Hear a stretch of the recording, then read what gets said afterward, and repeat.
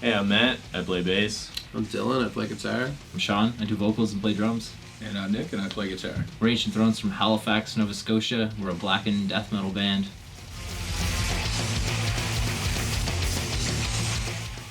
Our band name comes as an evolution from what we used to be called. We're Ancient Thrones. And it also comes from a Wolves in the Throne Room song called Astral Blood.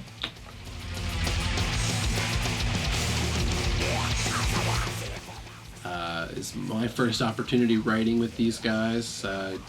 When I joined the band, they were looking to totally change things up and move in a new direction, which was excellent. I learned the old material and had played it with them, and definitely liked it and used it as a good influence for this writing. But we definitely branched out quite a lot and got to flex some of those old prog metal roots of mine, and just various influences. I have like a different upbringing musically than these guys, so it was a lot of fun writing this music and all of us kind of stepping out of our comfort zones and making something cool.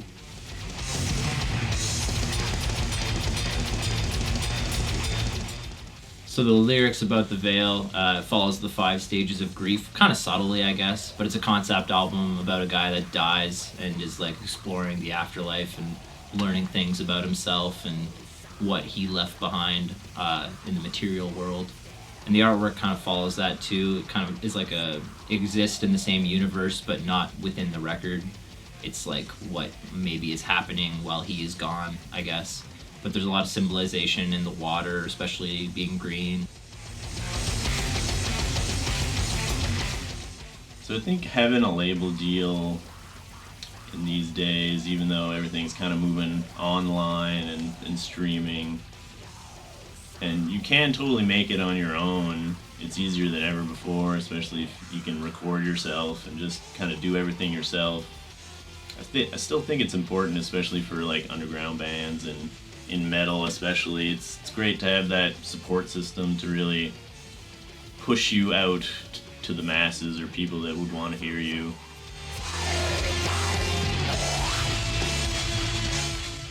So yeah, I think COVID just pretty much took a big shit on everybody's plans for 2020.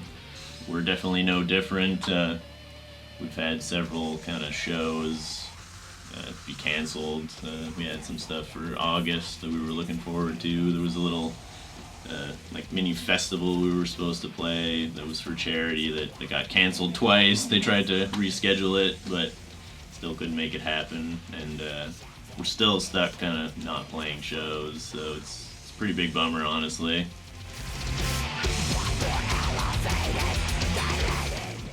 So as far as failed moments, I have something that's what I like to call the Nick Leslie curse, where basically anything that could possibly go wrong with my rig has gone wrong at some point. One point in particular, it was sort of an awkward gig to begin with. It was an all-ages show sort of in the afternoon. The place was pretty much empty. We were opening the gig, and I didn't realize until about halfway through our first song that my guitar was making no noise whatsoever. So I had to take the rest of that song to fix it. That was definitely a big fail on my part. One of mine, I was playing a show and there was this like band that had like a backdrop in the background or whatever, and like midway through the set it just fell on me completely and like knocked over shit. It was just so stupid. Yeah. Sure, yeah. So yeah, we were, for me, an epic fail would have been, we were playing this show in St. John, New Brunswick. This was at like the tail end of a tour that we were doing. We were in like the home stretch, and we're playing this gig, and it's going pretty well. And then towards the end of our last song, my entire bass rig just like shits the bed. The amp starts smoking and like no sound is coming out of it anymore, and you can smell like an acrid like burnt electronics smell from the amp, and it never worked again. Like, my whole rig was just toast at that one gig. The cab too was toast. Like, it was pretty shit.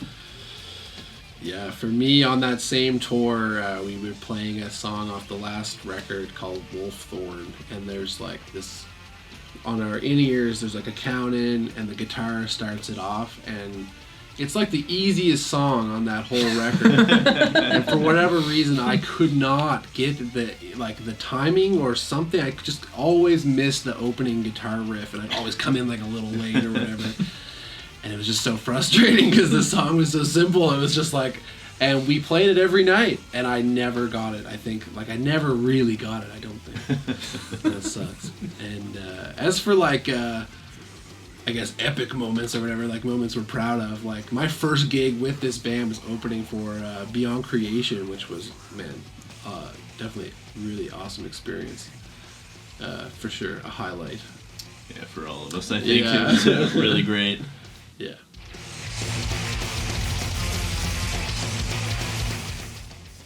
Some recent heavy music that I've been enjoying lately is the new Paul Bearer EP, The Quicksand of Existing.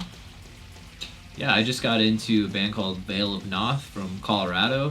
They had an EP come out in 2019 called A Curse, and I think it's pretty fucking sweet.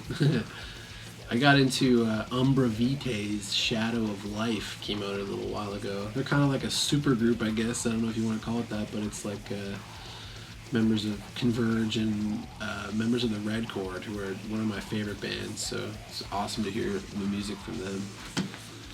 Nice. I've been rocking the Equipoise Demiurgus a lot lately. Like, they're just really blowing my mind.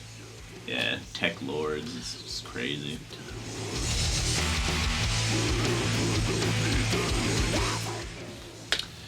Yeah, so COVID obviously sucks. It's not something that anybody's seen coming, and it's taking its toll on the entertainment industry at large. So not being able to tour and play shows has definitely like limited our potential and totally ruined a lot of things we had planned for this year.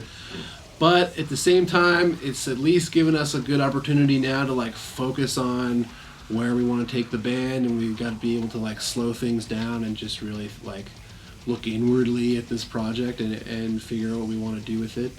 So the future is bright, but as of right now, it's slow going for sure.